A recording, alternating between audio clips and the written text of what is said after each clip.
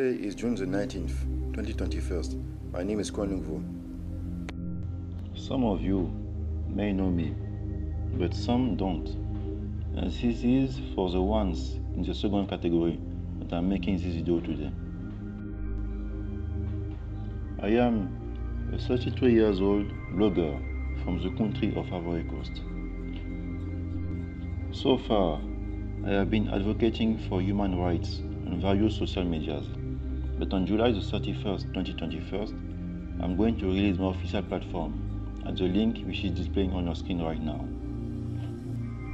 We are living in times of revelations. It happens that since 3 years, I am at the forefront of several events ongoing worldwide.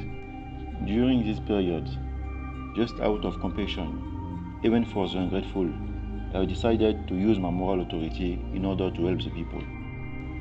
If you made it to this website, today, this is the will of the Most High God, and you are welcome here. Do not be like the people who did not listen to Noah. In this section, you are going to find all my most recent official statements. Words have power, so I'm recommending you to constantly stay up to date with this section. Thank you. May the Creator bless and protect you.